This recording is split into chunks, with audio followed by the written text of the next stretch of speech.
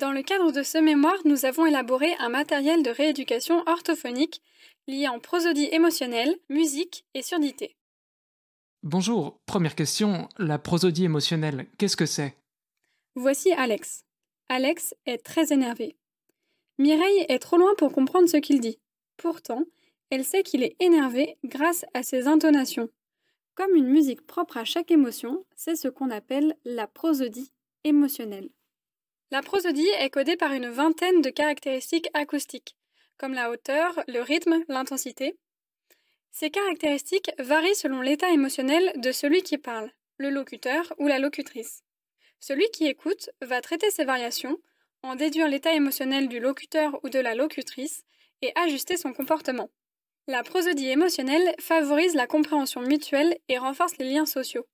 Elle occupe une place majeure dans la communication orale puisqu'une grande part du message est véhiculée par la prosodie.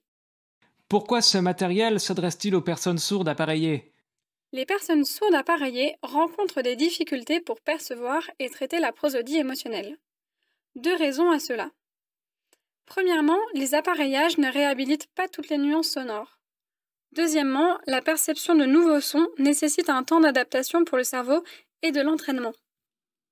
Mais pourquoi avoir utilisé la musique dans votre outil d'entraînement? La musique et la prosodie ont des points communs. Elles comportent toutes deux des intensités, des durées et des rythmes spécifiques. Par ailleurs, certaines aires cérébrales traitent à la fois la prosodie émotionnelle et la musique.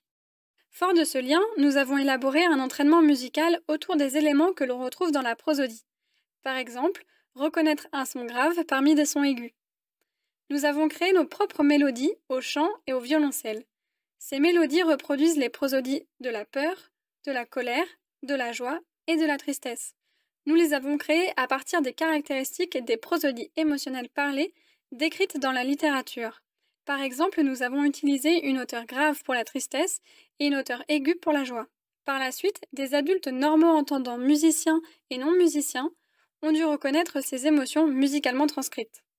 Résultat, les prosodies chantées sont presque aussi bien reconnues que les prosodies parlées dans la littérature.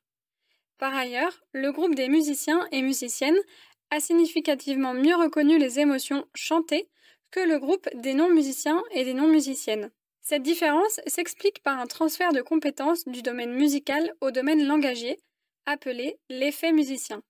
Nous souhaitons savoir si notre entraînement musical produit un effet musicien chez les personnes sourdes appareillées. Vous pouvez prendre la suite de notre mémoire pour proposer notre entraînement musical et apporter la réponse à cette question.